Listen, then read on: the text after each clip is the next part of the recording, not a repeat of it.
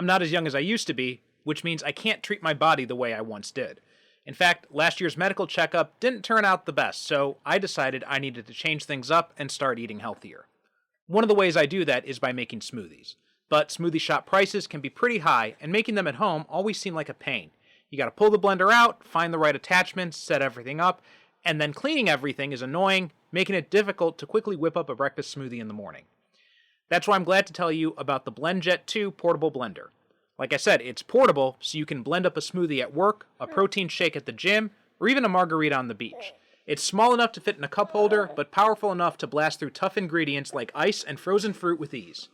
BlendJet 2 is whisper quiet, so you can make your morning smoothie without waking up the whole house. That's especially important to me because I wake up before the rest of my family, and once my kids are up, my morning work routine is pretty much shot to hell. And best of all, BlendJet 2 cleans itself. Just blend water with a drop of soap and you're good to go. BlendJet 2 has over 30 plus colors and patterns to choose from, so if you don't like one design, there's definitely one that suits your personality. So what are you waiting for? Go to blendjet.com and grab yours today. Be sure to use my promo code SuperCinemaPod12 to get 12% off your order and free 2-day shipping. No other portable blender on the market comes close to the quality, power, and innovation of the BlendJet 2. They guarantee you'll love it or your money back. Blend anytime, anywhere with the BlendJet 2 portable blender. Go to blendjet.com and use my code SuperCinemaPod12. That's SuperCinemaPod and the numbers 12 to get 12% off your order and free 2-day shipping. Shop today and get the best deal ever.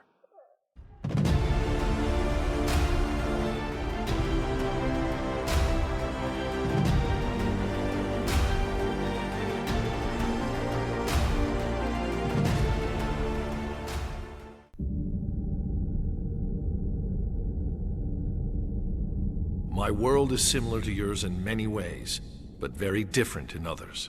Oh, wait, don't tell me. On your world, you're the leader of the Justice League. As a matter of fact, I was. Past tense. I'm not just the leader of my world's Justice League. I'm its only surviving member. We were systematically destroyed by a group of superpowered beings known as the Crime Syndicate. They've run rampant for years, doing whatever they pleased. They rule through fear, occasionally turning their powers against the populace, just to remind us. In the hope of maintaining some minimal order, the authorities simply pretend they aren't there, but increasingly, they refuse to be ignored. The Syndicate has completely intimidated civil authority. The police won't arrest them, and prosecutors wouldn't press charges if they did. The only thing keeping them from completely overthrowing the government is the threat of a nuclear response. You people are my world's last hope. Welcome to the Superhero Cinephiles podcast. I'm your host, Perry Constantine, and welcoming another guest, not a new guest, but a returning guest, and that is Gordon Dymowski. Gordon, how you doing today? Pretty good. Glad to be here. Glad to have you back after you popped on to discuss the DCU update, and this is kind of a nice follow-up to that because we are talking about another DC movie. Today we're going to be talking about the animated Justice League Crisis on Two Earths. But before we get into that, why don't you tell people what are you interested in? What are you lately? What have you been consuming, watching, reading, anything like that that's kind of grabbing your attention? Let's see. Well, I've just finished work on an academic paper, of all things. I've been getting back into the Gothic soap opera Dark Shadows, it has Gothic and supernatural elements. You know, there's a vampire, there are werewolves, there's even parallel worlds, which is kind of timely for this podcast. And I will be presenting a paper on time travel, Dark Shadows, and transgenerational trauma at DePaul's Celebration of Time Travel here in Chicago on May 20th. Oh, very cool. Very cool. Sounds really interesting. So have you been a Dark Shadows fan from way back? Is it something you got into recently? What's kind of your history with that? I actually started watching it in college because I was way too young to catch it the first time around. I mean, I would have been like 2. But I was commuting back and forth from Loyola, and I knew about it just kind of from that kind of general cultural osmosis. You know, it was that show with the vampire in it. And it was just around the time that MPI Home Video was releasing the show on videotape. And so I started, literally, it was like after class, stop at the video shop. It was like $2.99 a tape, 3 for $5. So I just would get like 3 tapes and just blitz through all of them. And at the same time that I was getting involved in watching Dark Shadows, I was getting involved in online fandom. And it was on Prodigy where I met a good friend of mine named Patrick McRae, who Patrick wrote 2 books about Dark Shadows, the Dark Shadows Daybook and the more recently published Dark Shadows Daybook Unbound. So, and actually he and I reconnected about a year ago. So I've been kind of like Dark Shadows is kind of one of my secondary fandoms. If comics are one of my big ones and Doctor Who's kind of one of my big ones, Dark Shadows is kind of in the mix. Okay, cool. Very nice. Yeah, I'd never got into Dark Shadows. Speaking of those tapes, I remember they had them at my local library when I was a kid, and I always saw them like up on the like an entire case like devoted just to Dark Shadows.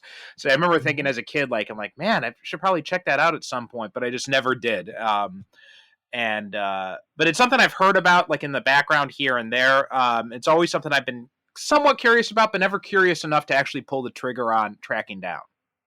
Yeah, because I know you can get it for free here in the States on Tubi, and I think it's also available on Amazon Freebie, which is like their free ad-supported TV service.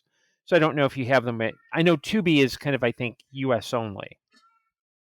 Yeah, but I've got a VPN, so that's that. Okay. With Tubi, it's because sometimes with the VPN stuff, sometimes it works, sometimes it doesn't. Like it works with HBO Max, it works most of the time with Netflix. With Tubi, it's really unpredictable. Like I'll have it set up and everything, and it'll say sometimes it'll work, sometimes it won't. It's really random with that. Yeah, it's oh, the joys of streaming services. It's like yeah, it's kind of like Peacock. There's something Peacock, yeah. Peacock is that's another one that it works pretty well, but it's just I'm not paying them money for. So like I usually a lot of the stuff that ends up on Peacock I can get here on Japanese Netflix. No problem. Yeah, because like with Peacock, for me, for some reason, it won't work on Linux. Every other streaming service will, but not Peacock. So like today we're talking about Justice League Crisis on Two Earths, and this is kind of a loose adaptation of the Grant Morrison, Frank Whiteley graphic novel, JLA Earth 2. So let's talk about that as kind of a starting point. What's kind of your history with either the graphic novel or with the, I guess, technically Earth 3 concept, because it was originally Earth 3 back in the pre-crisis days, and then in post-crisis they got rid of the multiverse, although it still existed kind of. And so then in that one they had established the crime syndicate as coming from Earth 2 instead. And then in the New 52 it became, or I think in the after Infinite Crisis, it became Earth 3 again, and I think that's also the same thing as what it is now. But what's kind of your history with this concept of the Injustice, the Crime Syndicate, or this graphic novel? I actually read, I think it was a reprint of the original story back when I was a kid, and I know that I first really got formally introduced to them as a quote new set of characters with All-Star Squadron, because there was like DC had their annual JLA JSA team up, and I think that year, and I forget the issues, but they added All-Star Squadron to the mix because Per Degaton was like the main villain. So I think I think if I remember correctly, the Crime Syndicate had broken free from their prison out in space and were attacking present day Earth, but there was something going on with the past and with the vibrating Earths. I don't remember the plot. I just remember that's how I first got into them. And then there was the reprint, and then I think later on there's a Justice League International annual in like I think the late 80s or early 90s where they had members of the DeMatteis Giffen League fighting like in this weird alien world, and all their combatants had powers similar to, like, one hits power similar to like Blue Beetle, Elongated Man, and they kind of hinted that they were somehow related to the crime syndicate. And so it was like they were in the antimatter universe of Quard at that point. And Hmm. plus, I've always been a sucker for like parallel world, alternate history kinds of lit stories. So the crime syndicate is kind of like it's easy to see them as just kind of like an evil Justice League, but it's more of like as Morrison did, and I read the graphic novel when it first came out. It's more of a moral inversion, that it's not just, oh, we're bad because we're being bad. They behave that way because on their world evil always wins rather than good always Hmm. wins. Yeah, yeah, that was something that stuck out to me with the Morrison graphic novel as well. I had come to, that's where I got introduced to them for the first time, and it was, um, and before the graphic novel even came out, I remember seeing it. Wizard had this JLA special publication where it was like this it was like a half the size of a regular Wizard issue, but it was all devoted to the JLA, and so like there's lots of stuff like interviews with Morrison and the other creators, lots of history stuff, like primers on stuff, and talking about as well upcoming things. And one of the things that Morrison had talked about in one of those interviews was about the crime syndicate and their thought process in bringing them over. And one of the things that they had said was, just like the members of the Justice League have gone through a lot of changes in the time since they met the Crime Syndicate too has gone through lots of changes that mirror. So whereas Owlman was kind of goofy back in the Silver Age, now he's like this dark, grim Avenger type. You know, while we had Power Ring, now we've got a young Power Ring who's now taken over the role from the previous one, just like Kyle Rayner took over the Green Lantern role. And I remember they had joked in the article about bringing in counterparts for Aquaman and Martian Manhunter because they never had counterparts in the original story. And um, turns out they actually didn't. And in fact, if you look at the cover, they've got they got the you've got the Crime Syndicate is on the top, and on the bottom you've got the reflections of their Justice League counterparts. And where there's the reflection of Aquaman and Martian Manhunter, there's no one standing there, so those characters Right. weren't included in. Which a little bit disappointing when I first read it, but otherwise it was a great story. And one of the things that did stand out to me was, like you had mentioned, that inversion thing, the whole kind of playing with that meta idea of how, on Earth 1, good always wins, good always triumphs. Whereas on Earth 2, evil always triumphs. And so, like, the JLA, even though they're able to prove successful temporarily in stopping the crime syndicate, it only lasts so long because of just the way that that universe works, type of thing. So that was a really interesting meta commentary on it. Yeah, and I think too, with Earth 2, it wasn't. Um, I think Morrison also did a really good job in laying down the groundwork for how that world worked, which is what it's reflected in Crisis on Two Earths, which is that it's like it's all about territories, and the governments kind of give them tribute, and kind of because they Mm-hmm. know that the crime syndicate is kind of in charge. It's not like there's a precursor story to the original Earth 3, which was called Crisis on Earth A, where it's about the Earth 1 Johnny Thunder, who has his own Thunderbolt. Someone steals his Thunderbolt and says, I wish that all my friends were the Justice League. So that one of his criminal friends gets involved in the accident that gives him flash powers rather than Barry Allen. Batman has a Mm-hmm. cowl but a mustache, so I guess somebody killed his parents when he was a kid, and uh, he somehow robbed a bank to become Batman. But yeah, I think with the Crime Syndicate, and there's even a limited series from DC about, I think, 2 years ago, where it kind of gave a little bit more of a modern spin on them. I mean, they're still in Earth 3, but like the origin of Clark in uh, the Morrison novel is basically he's an astronaut who he's like captured by an alien spaceship, and they do something weird with his physiology, so he doesn't come back quite Mm-hmm. human. in the last Crime Syndicate series from like I think it's like 2020 or 2021. He's basically the alien who comes down to Earth, but he's raised by the Diane Lane and Kevin Costner parent, Kent from Man of Steel, where they just tell him, "Hey, nobody's going to do you any favors. Don't bother being generous or anything. Just people are going to screw you, so you Hmm. got to screw them over first." So I like that with Right. Morrison. It even goes to the fact of where they get their power, where they get their abilities, versus okay, they're just like the JLA but evil. Hmm. Yeah, there's also some interesting changes. Like, for example, Superwoman, who is the Wonder Woman counterpart, she is actually Lois Lane. She's the Earth Two Mhm. version of Lois Lane. There's that one scene where she's got Jimmy tied up, and she calls him, and she, instead of being Superman's pal, Jimmy Olsen, he's Superwoman snitch Jimmy Olsen. Yeah, And Owlman, as I understand, it's if I'm remembering correctly, it is not Bruce Wayne. It's actually Bruce Wayne's brother.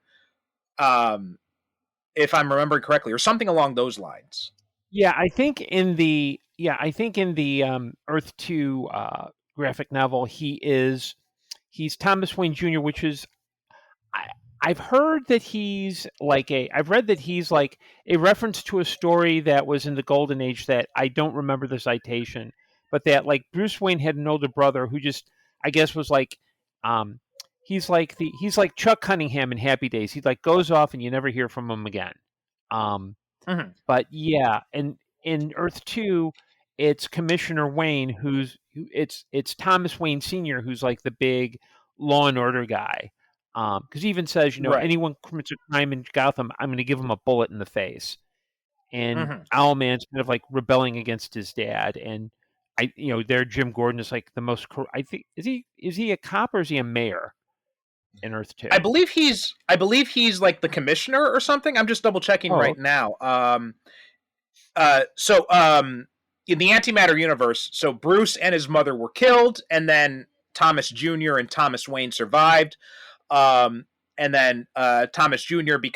grows up to become Owlman, master criminal, and an ally to Boss Gordon. So like Jim oh, Gordon okay. there is like the crime boss there, and Thomas Wayne Sr. becomes the chief of police of Gotham City.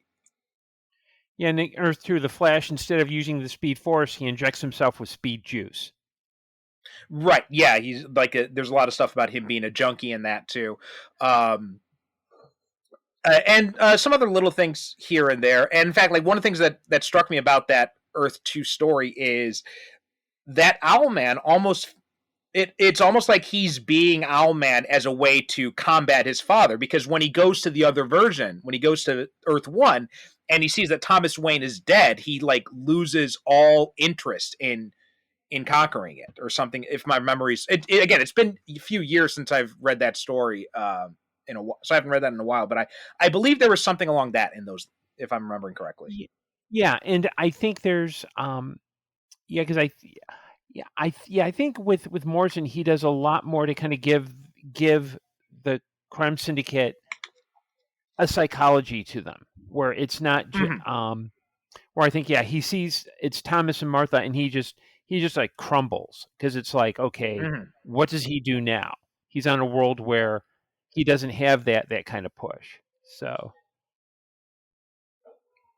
Yeah, but it was a really interesting book. I don't think definitely not my favorite of Morrison's JLA run, but definitely a standout one.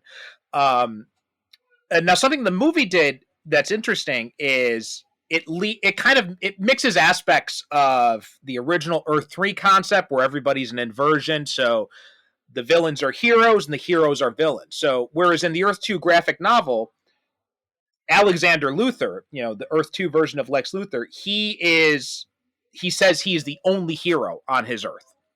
Whereas in the movie, you've got the Jester, and like you've got their version of the Justice League, which was all villains, yeah, and I and think even too, Slade Wilson, right? You've got Deathstroke, who's the president of the U.S. in the Earth 2 universe.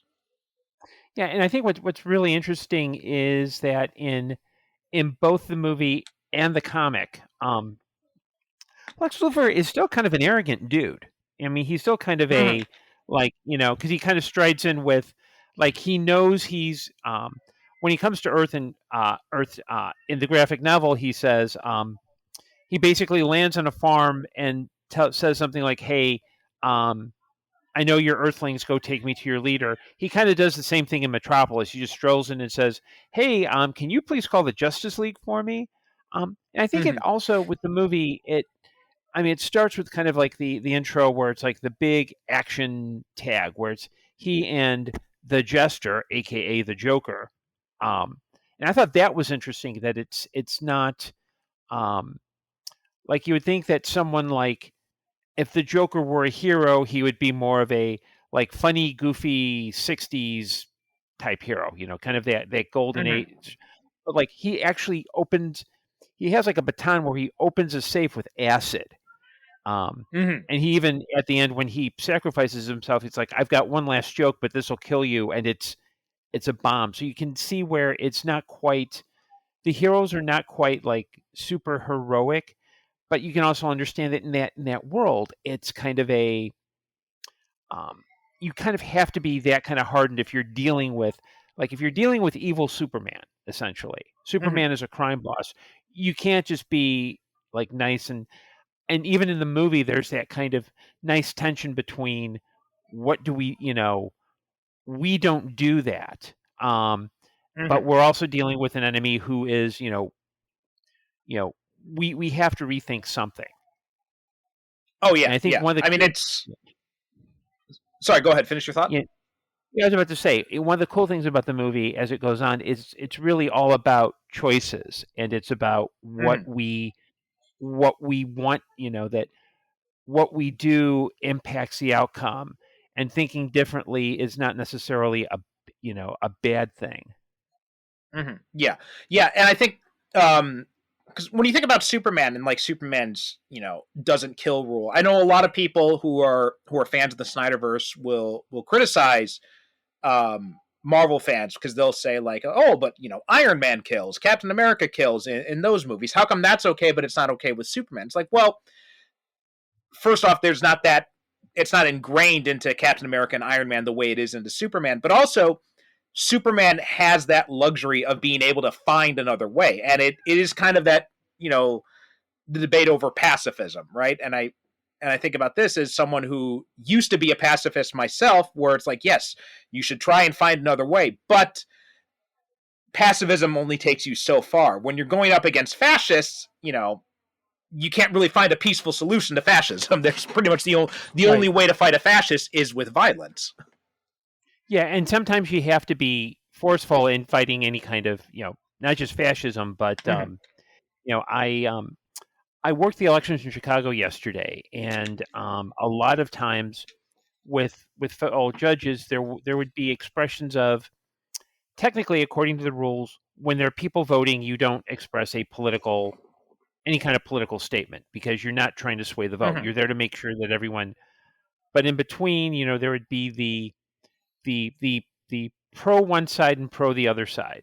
Um, and I'm like, look, we're not here to have this debate. We're here to make sure this election runs smoothly.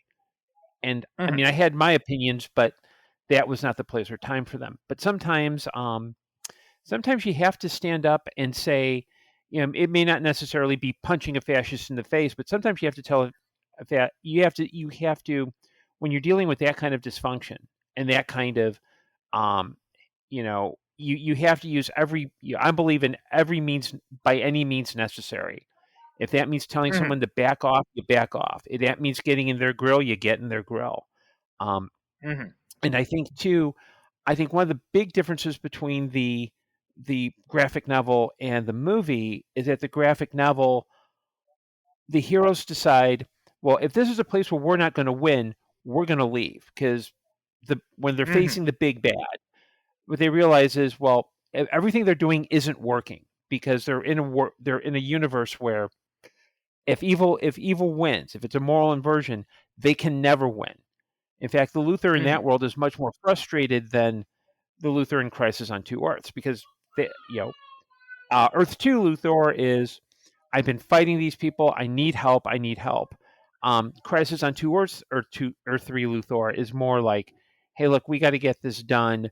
I need your help. I want to get this cleaned up. But there's a sense of victory at the end. You get the sense Yeah. like, okay, Yeah. yeah, there's actual fine chance. But it's um, in the graphic novel, Ultraman basically grabs the big bad and, for lack of a better term, lobotomizes him, Mhm. lobotomizes the enemy. Versus here, it's more of a showdown between Owlman and Batman, and it's a lot more existential. But I think it speaks more about, really draws out the theme about choices and about Mhm. what happens when you make an appropriate choice. Yeah. And one of Yeah. the cool things about this that go ahead. Oh no, go ahead. Go ahead and finish up. Well, I was about to say one of the interesting things I found out about this film was that it was originally there was a project that Bruce Timm had proposed called a Justice League Worlds Collide. That was going to be the bridge between the original Justice League and the Justice League Unlimited animated series. That died, but Dwayne McDuffie grabbed the script, rewrote it, and was able to kind of. I think that they had to massage it through DC, who said don't make it canon to the animated series. But I think Mhm. this for me, this is one of the things where you change the voice talent around. You've got like Mhm. a really good transition piece. Like I don't know if Dwayne like kind of just like did some whiteout and changed certain words, or if he really massively if he had to do like a page one rewrite. But I think this does kind of bring out more of the um, kind of it's kind of easy to see where not only could it transition between them, but it kind of would have a little bit more thematic heft because it part of it's also about it can't just be about all of us. We have to kind of increase our ranks because at the end, um, I mean, since in the movie the crime syndicate is structured like the mafia, where you've got they literally Mhm. use made men as terminology where you could see where the Justice League is like, oh, okay, maybe we need to expand our ranks too because we can't do it all. Mhm. Right. Yeah. Yeah.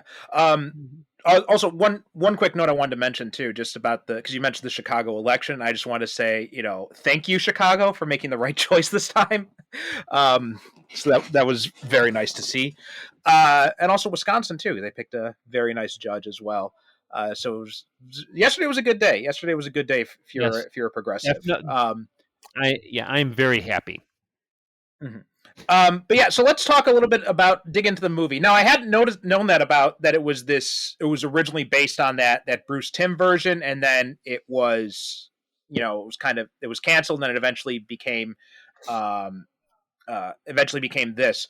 Uh, I thought there were some interesting things. Like I love Dwayne McDuffie's stuff. I love him as a Mhm. writer, and God rest his soul, but there's also some issues that I had here that also I had similar issues that I had when he did Justice League Unlimited and also when he did All Star Superman. I felt there were some parts where it feels like he's pushing the heroes too much to that line that I don't think they should cross. Like with Batman at the end, what he does to Owlman, and then also to what he does to Johnny Quick, right? Because there's that because when they're trying to, you know, power that machine or whatever, he tells Flash, like, "You're not fast enough, Johnny. We need it. We need Johnny Quick to do it instead."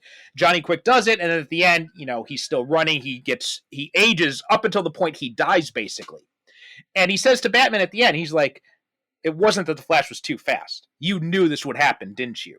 And Batman, and obviously that's the truth. And Johnny Quick kind of admires him for pushing that line. I didn't like that. I felt that was pushing Batman too far. What did you think of that? Um, for some reason, I think. I mean, I was a little as well, that moment I was a little astounded because yeah, that is kind of I mean, it's a typical Batman move and I for some reason I thought I remember reading it in another Justice League comic. I couldn't tell you where. Um, but it it did feel like okay, it's one thing to to say it's one thing for Batman to have told the Flash, "Hey, look, you can't do this. You will die if you do this." And Johnny Quick is Hmm. like, "Hey, it's my world. I'll do it." Where you don't necessarily have the manipulation. It's like Batman's being straightforward, Flash, and then Johnny Quick is like, "Well, of course, I'm the fastest guy, so I'll do it." And then he dies, but then it's a little bit more. Um, I think at the end with what he does with Owlman, and Owlman's an interesting character in this because he's very existential. Hmm. Um, very like I wonder if I kind of wonder if he's like what would happen if Bruce Wayne's parents lived, because the way he's talking, it's about, well, there's infinite choices, and the only really true choice with any significance is to destroy the world. Um, Hmm. I do think I'm not sure if they were maybe playing him. And James Wood's voice work doesn't really help because I'm not sure if he really believed that, or if this was a guy who was suicidal, which Hmm. I know maybe reading too much into it. I mean, I like the last line of Batman's, which is, um, both you and I stared into the abyss. The only difference is you blinked. I mean, to me, that's a Kevin Hmm. Conroy Batman line. Um, Yeah, yeah. I I think there would have been a way for Batman to walk away, and maybe Owlman is in that moment where he hesitates, then the bomb goes elsewhere and blows up. I do think Hmm. tying Owlman to the bomb is a little too much because it's like at some again it's Batman's never. I can see Batman thinking, you know what, I'm not going to kill someone, but if they die if they die because of the consequences of their actions, or if he does the Hmm. whole, I'll turn this criminal's henchman against them, and I wash my hands of it. I can kind of see that, but yeah, it does feel like it does feel a little bit like, um, the ends justify the means, and it's not even done to like there's no moment of, see, Batman, if you go this far, you could be just like Owlman, because they're polar opposites in terms of personality. Right. Um,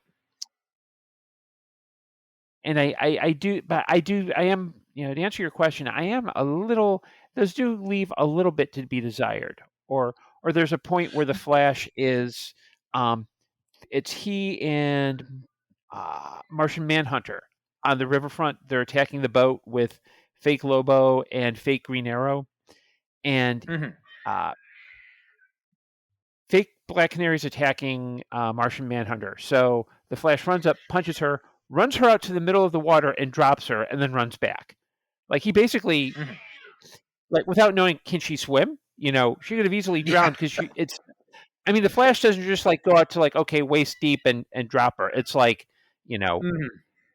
it's pretty clear it's far out. So yeah, it does feel a little bit like I can see the whole, well, yeah, this is a serious place. You got to take serious means, but it does feel a little like, is this,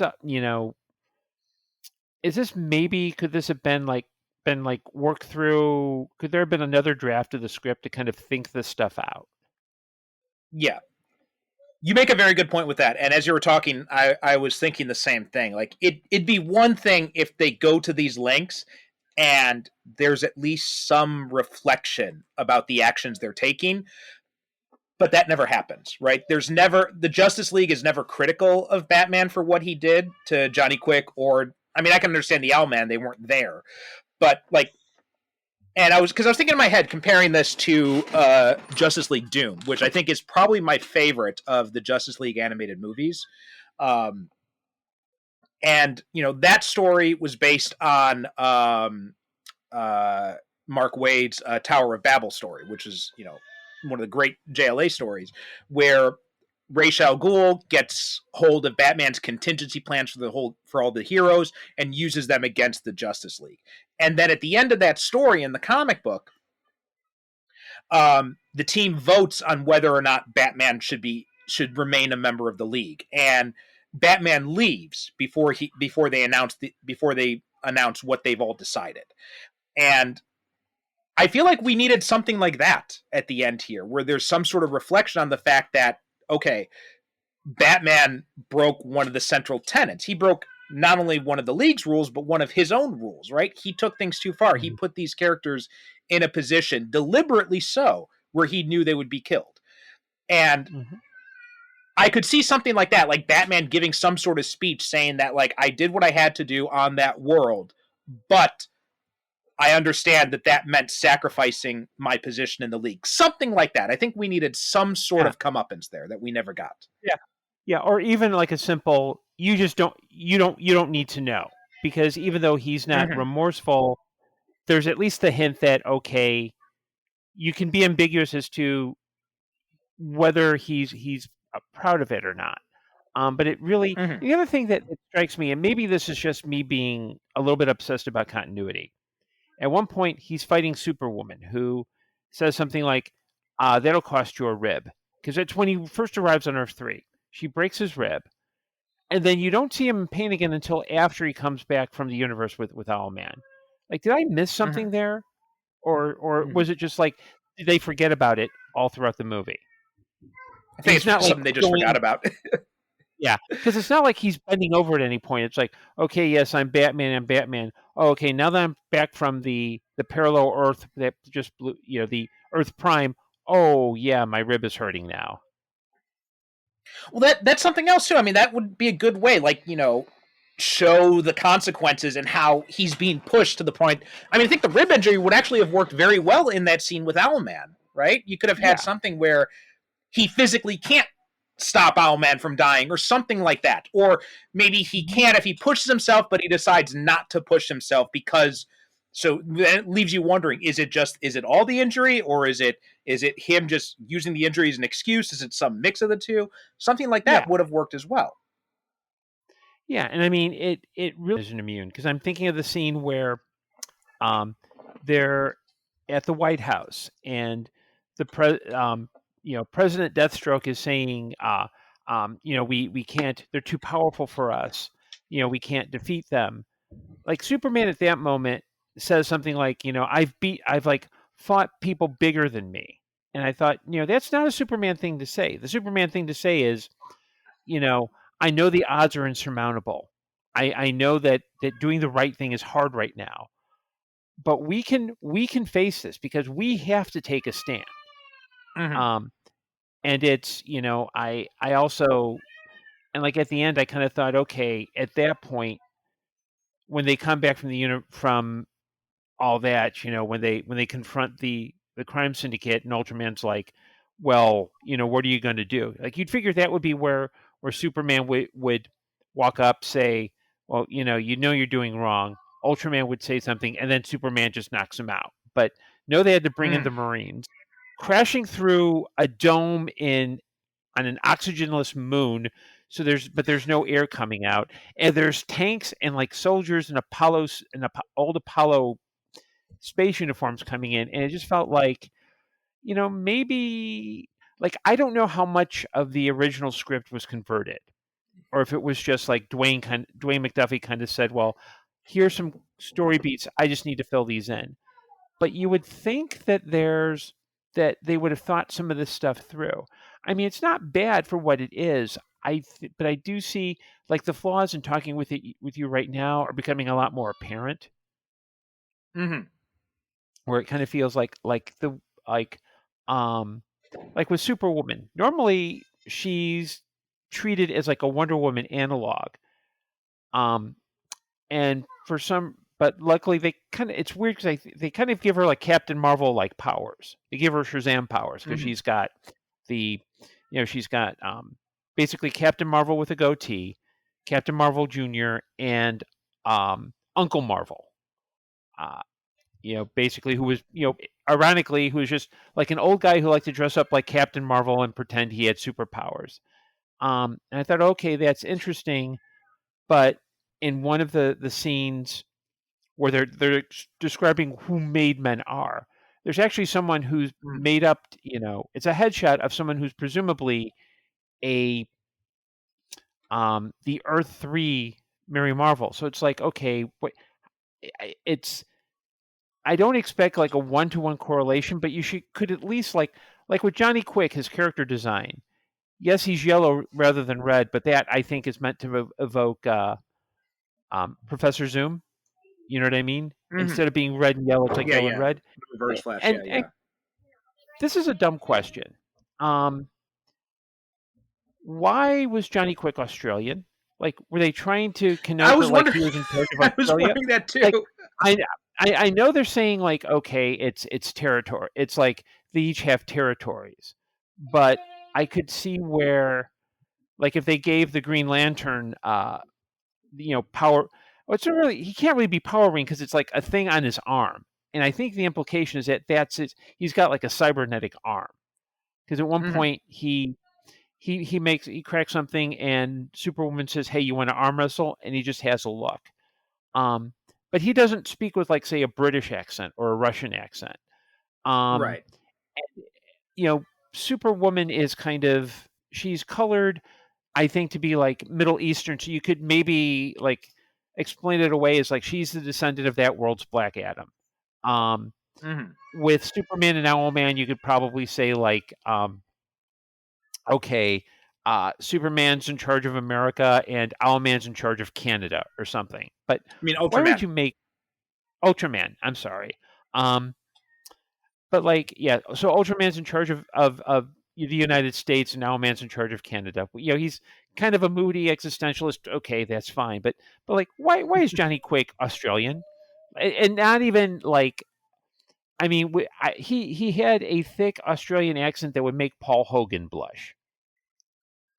Yeah, yeah. That was a very odd choice, especially because, James Patrick Stewart also he's an American actor, right? So Yeah, it's not like they hired an Australian actor and it just like, oh, he just happened to give the best performance during the auditions or something. That was a deliberate choice. I can't figure out why they made that choice. yeah, and you can even throw in, even if he didn't do it with an accent, you could throw in a line like, "Well, yeah, I'm stuck with yeah, all the territories. I'm stuck with Australia. I'm stuck with Hmm. And you even, I mean, it might be a little bit too embarrassing because for like 2010, do you really necessarily want to start disparaging? Because like with Australia, then you get into like the whole Eastern Asia thing, and you might brush up against some sensibilities. But I think it did seem like some of the choices they made it felt more cosmetic. Like, okay, we've got the script. How do we pipe it up? Okay, James, Hmm. do an Australian accent. Do Crocodile Dundee because we think, um, you know, um, and I know that the Tim project, and the Crisis on Two Earths. James was the only person who like transitioned between the two. Like he was cast to be Owlman in the uh, first the Tim Hmm. project, and then he was carried over. Um, and I haven't seen too many. I think I've got the DVD, and on all the promotional, like the featurettes and anything, he doesn't talk much at all. I mean, I'm not sure if this is when he. I know he. I'm not sure. I kind of wonder, like, did he think of it as like being done for money? Like, was this just like a paycheck for him? Because like with Chris Noth, the voice work he does, you can tell it's pretty much like, okay, he's there, he did his day, he got his check, went home. Um, Hmm. I mean, Mark Harmon at least does a pretty good job as Superman. And I like the fact that he brings a certain kind of Midwest twang to Superman speaking, which is really nice because but some of the creative choices, I like, I go, okay. And it has two directors. So I'm wondering, like, was it a case where one person had to bow out for some reason and then the other took over? Was it a co directing thing where they worked together? And I wonder if that's where maybe some of the tension is, where you don't have someone thinking, like, I'm thinking of something like Justice League: The New Frontier, where it's Hmm. consistent because the art looks like a really cool variation on Darwin Cook's style. The intro is like that, has that nice early '60s Saul Bass, where it takes care of like two or three issues in like 2 minutes, where it's just very lovely and very graphic. Here it's kind of like, um, and also, and this may be, I'm not sure how much of an in joke this is, but in the beginning, with Luther and the Jester, and they're attacked by, I think it's supposed to be Hawk Girl and Jed Jarkis, who's their John Jones. Why do Right. they base Martian Manhunter, that character specifically, on the Tharks from John Carter? Because I think Carter came out the same year, so it's not like you could go, oh, okay, there's enough fleet on character design. Like was it just like, oh yeah, the kids will really dig this one, or if it was just kind of like, it seems like there's some really interesting choices, and I'm not sure if they were in the script or if they were just like, as you're producing it, you go, we want to distinguish this guy from our John. So we'll make John humanoid, but we'll make this guy more alien, which makes sense. Mm-hmm. But that's also weird too. And maybe I hope I'm really reinterpreting this, but it felt like the character of Rose like aged 10 years within the first between her first appearance and second appearance. Because I felt like in her first appearance, with you speaking, she comes across as like a teenager, but then later on, it's like she's in her early 20s, and it felt, at least for me, it was like did I miss something in there, or is that just me reading too much?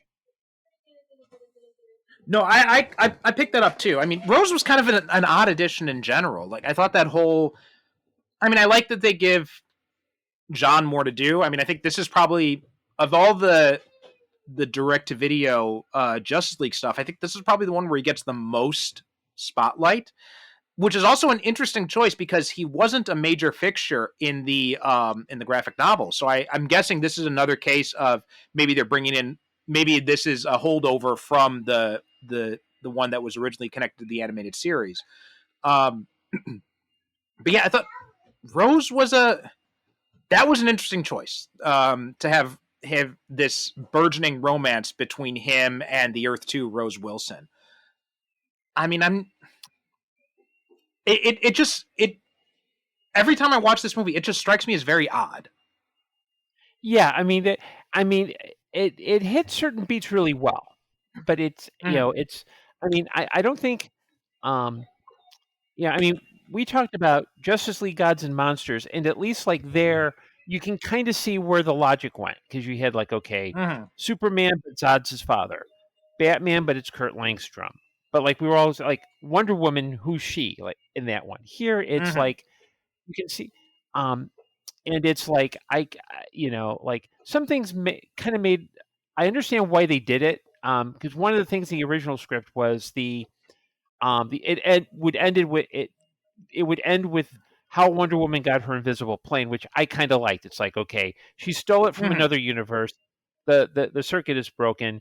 And yeah, I don't know of any other, say, long-running British science fiction franchise where it involves a travel device with a chameleon circuit that is broken. I have not, that I never heard either of those words before in my life. So yeah, but yeah, it does. It's it's. I mean, I like it for what it is, but some of those things are just like kind of.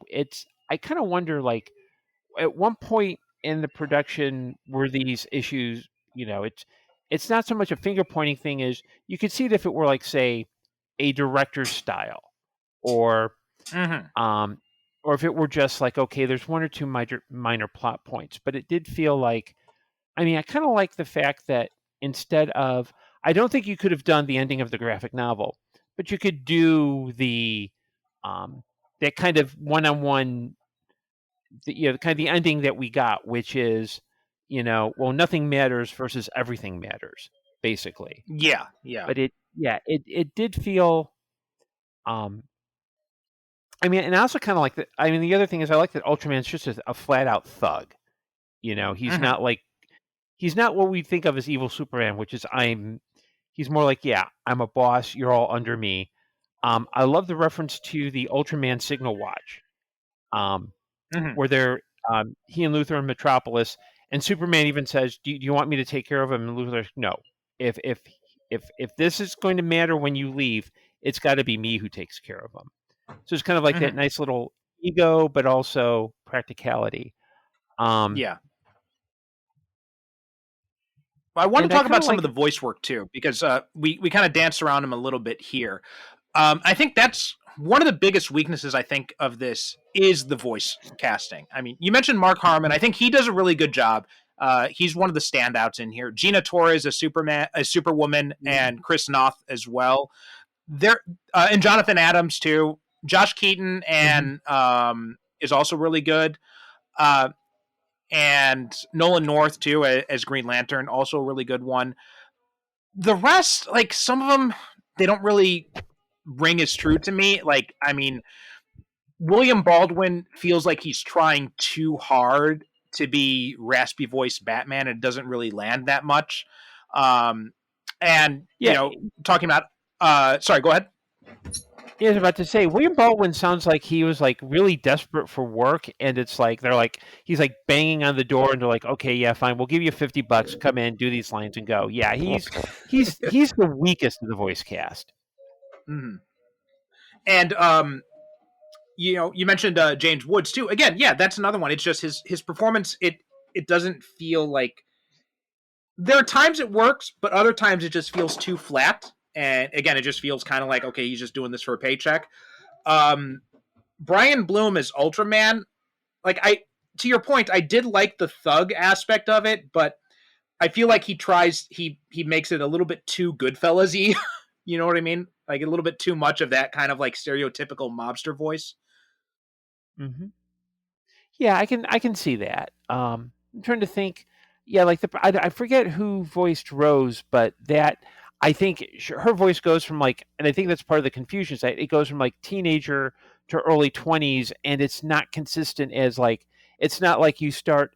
It's not like she starts sounding immature and gets more mature as the movie goes. Trying to think who else is. So that was Freddie Rogers did Rose. And it's just again, just Rose is such an odd component in this movie because she also feels. I wonder if like in an earlier draft or something, she was supposed to be Barbara Gordon or something because I get a very Barbara vibe from her in this. And I'd like to know, and I don't know. I wonder what Andrea Romano was thinking when she cast Bruce Davison as Slade Wilson. Mm-hmm. Because it's Slade Wilson is not a Bruce Davison is more like your typical suburban dad, very upbeat voice. For someone who's been in the military, even if he's good and just, you need someone who's like I could see imagine say Stacy Keach voicing Slade Wilson, especially that president, because especially in that universe, you need someone who, if Brian Bloom's playing a thug, Stacy Keach is, you're not going to mess with me, even if he's you want that inherent threat. It's just I don't know some of the voice choices, and again, I'm not sure if this was a case of, I understand why they didn't put it in the continuity of the animated series, because I'm sure it was a case of, well, the way that this story evolved, especially if we're seeing like characters make choices that are questionable and a little bit more mature, you probably don't want your George Newbern or Kevin Conroy.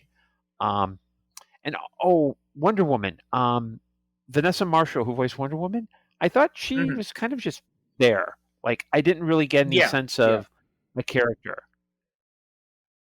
I'm comparing this to Justice League Doom because I think you're right. I think they're trying to differentiate this as much as possible from the Justice League animated series, which is why they try to get these different voices. And but it feels like they kind of wanted it both ways because, like I said, Mark Harmon, he hits a lot of the same notes as like Daly and Newbern, but then there are other parts where he just doesn't. It feels like he's trying to hit them and he doesn't quite reach it. Whereas, and then same thing like with William Baldwin, he's trying to do like the dark voice, the raspy voice Batman, but it just feels very off. And then comparing it to Justice League Doom, which came out 2 years later, I think by that point they kind of realized, well, we don't really have to differentiate this from the animated series. The animated series is over now, so let's just bring back those guys and put them in this, because then they bring back like almost everybody from that series. Yeah, because at some point, I wonder, because there are two directors attached, I wonder how much of it was just being given different kinds of directions. Where Mark Harmon doing voiceovers one studio day, he's able to hit it because he's like being told, we don't what we need here is force and strength, or what we need here is gentleness. Because there are times where and I love the fact that at least when he does it, it's that kind of Midwest twang is noticeable, but it never feels like an affectation. It never feels like he's doing it to Right. show off. But I think there might have been times in the studio where he's being directed, and it's like his instinct may have been to go one way, but he's being directed to do it another way, and that's where that friction comes in. With Yeah. Baldwin, it I just don't think it's not just he's trying too hard to do the Batman voice. I just don't think his voice is strong enough for Batman. Mhm. Like Conroy did Yeah. it, that last line I could easily see where, that Kevin Conroy has that great Batman growl when he says, "You blinked." Because I Mhm. mean, it's a great line. It's probably the best line in the whole script. But Mhm. his Batman is just kind of like there. You Yeah. know what I mean? It's he's trying, but it's not really. He may have been. I think he may have been miscast, and it may also have been a budget thing where it's like, like Harmon probably didn't come cheap.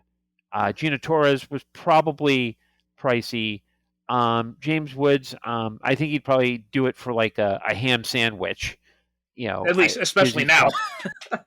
yeah.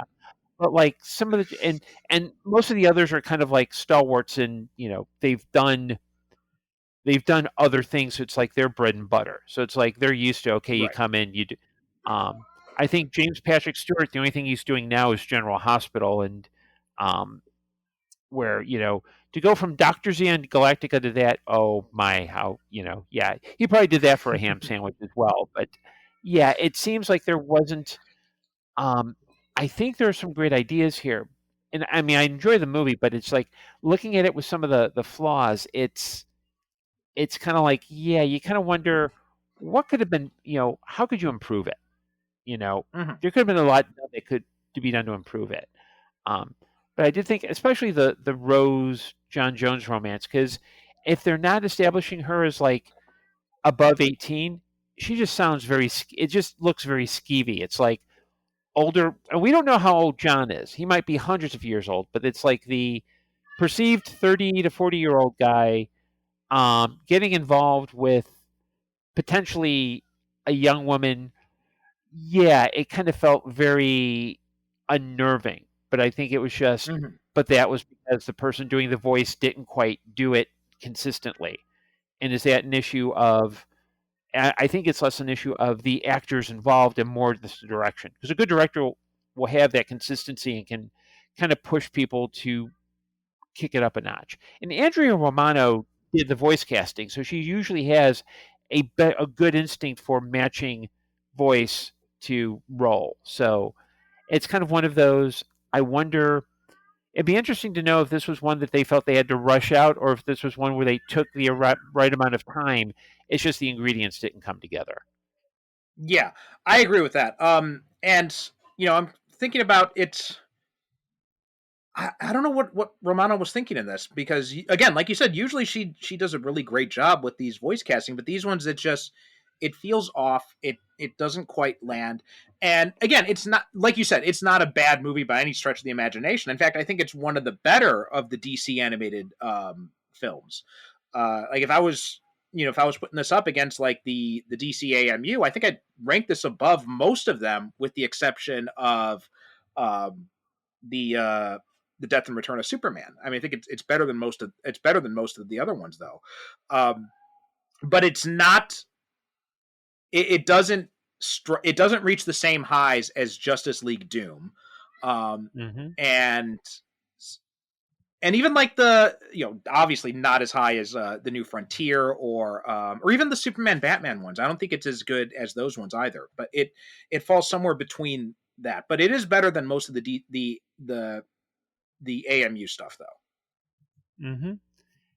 Yeah, and I think yeah, and I think um, and kind of as we're talking, if we're wondering about like what Andrea Romano was thinking. Is reminding me of a story about the Doctor Who TV movie in 1996, where um, Philip Siegel was Philip Siegel, who's the producer, was asked why they hired Eric Roberts as the master, because they didn't Mhm. necessarily want to go for that name. And it was basically, well, Universal was co-producing it. They had a list of names they had a budget for the role, and the studio gave them a list of names, and Eric Roberts fit that budget line like to a T. So, I mean, he's okay in it, but I'm also wondering if maybe some of the choices she had were like, okay, I want person A not available, person B not available. Is Alec Baldwin available? No. Is Stephen Baldwin available?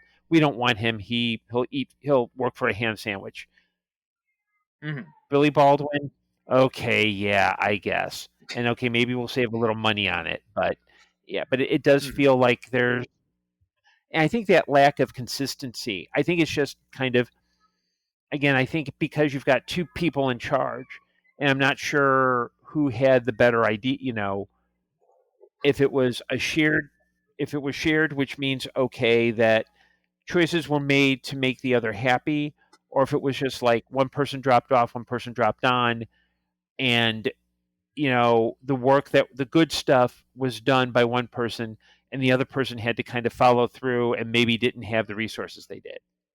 Mhm. Yeah. Yeah. Yeah. I mean, it's a good movie. It's just not. It doesn't hit those highs. It's not as good as, especially with this source material, right? The Earth 2 graphic novel. I would have expected something a little bit more stronger, and I think a big part of that just comes from trying to remove it from, you know canceling the DCAU project, and then dusting off the script, trying to incorporate it into Earth 2, and it just, yeah, it doesn't hit the way I hoped it would have. Yeah, and it's for me as well. Like I enjoy watching it, but it's not one I would. Um, if I had to choose between, say, picking up, like I've never seen Justice League Doom, so if I had to Oh, choose you have between got to watching see that, Doom. Doom is amazing. Yeah. okay, I will put that on my to watch list.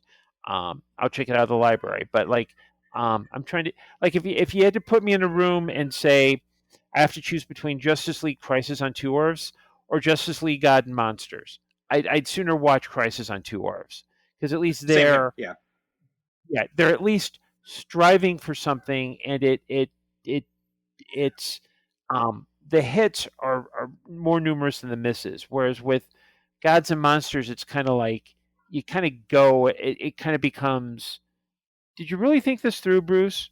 Did you Hmm. really think it through? And I think maybe not having that unified someone who had a clear idea, um, and having like that consistency, I think really hurts the film. Yeah, yeah, co-signed on that. So yeah, in some, I think that's a good way to summarize it. I mean, I would definitely say check out Justice League Doom before you check out this. They're apparently set in the same continuity, which I think is bizarre because they don't seem like they really fit that well together. But the nice thing about Doom is the voice cast. Like they bring back Kevin Conroy, they bring back Tim Daly, they Susan Eisenberg, Carl Lumley. They bring all of them back. Michael Rosenbaum, although there he's playing Barry Allen instead of Wally West, but still he's doing the voice of the Flash. Um, but what they do too is, which I think was a brilliant casting move, is they get Nathan Fillion to do Hal Jordan, and it works really well. Um, so I would definitely recommend checking that out. I think it's a much stronger script. It's a much stronger. It's based on the Tower of Babel story, although instead of Ra's al Ghul, they use the Legion of Doom, and it all fits together much better than this one. Like I think the changes, and I think McDuffie wrote that too, if I'm not mistaken. The changes he made to the Tower of Babel story, they work much better as opposed to the changes he made to the Earth 2 story. So I think those would probably be my final thoughts. Do you have any final things you wanted to mention about Crisis on Two Earths? Well, I would just add that if you are curious about the original story, seek out the Earth 2 graphic novel by Grant Morrison. I mean, you'll notice the similarities, but the movie kind of goes off in a nice different direction. But I do think that if you're looking for a straightforward adaptation, you're probably better off with Doom. If you're looking for like Mhm. a variation on a theme, Crisis on Two R's. Yeah, yeah. Yeah, agreed. I think definitely check out the graphic novel if you have not. I mean, it's Morrison writing the Justice League, which is always a treat. But also, you've got Frank Quitely doing the art on that, and when Morrison and Quitely work together, it's magic. There's nothing like it in comics, and so definitely check those out. But I think that about does it for Crisis on Two Earths. So, Gordon, do you want to tell people where they can find you? Anything you'd like to promote before we close up? Well, I've got the DePaul Celebration of Time Travel on May 20th. You can find that via Eventbrite. You can also find the event listing on Facebook. I'm also part of Chicago Doctor Who Meetup. You can find us on Facebook. I'm also a new pulp author, and I'm currently working on some uh, other works to be published. So you can find me on Amazon or head to gordondymowski.com, and I'll have all these links available for your browsing pleasure. Okay, so we'll probably be too late for that event because I think this episode is actually dropping in June. But definitely check out that other stuff. We'll have links in the show notes. Gordon, thanks for stopping by again. Good talking to you again on another Justice League animated film. No problem. Thank you. Thank you for having me. Thank you. And that does it for this episode of Superhero Cinephiles. SuperheroCinephiles.com is the website. Super Cinema Pod on Twitter and Instagram. And you sign up for our Patreon page, patreon.com/Super Cinema Pod. You get these episodes a week in advance, plus with no ads. And you also get access to the Superhero Cinephiles Book Club companion show, where about once a month or so, we talk about comic books and graphic novels. In fact, by the time you listen to this, Gordon will have already been on to talk about the first Planetary book. That does it for this episode. Thanks so much for listening, and we will talk to you next time. If you enjoy the Superhero Cinephiles, then you'll also love my companion podcast, the Superhero Cinephiles Book Club. All my Patreon subscribers get access to this exclusive podcast where I review superhero comics and graphic novels. Not sure what comics you want to read next or what you should dive into? I've got you covered on that. I'll be doing reviews, recommendations, and also talking to you about useful entry points if you're interested in reading some comics but don't know where you should start. Plus, you'll get access to all episodes of the main show a week before everyone else. On all of this for as little as just $1 a month. All you have to do is go to patreon.com/supercinemapod and you can sign up at any subscription amount to get started. Thanks so much for your support, and please don't forget to rate and review us on Apple Podcasts or wherever you get your podcasts.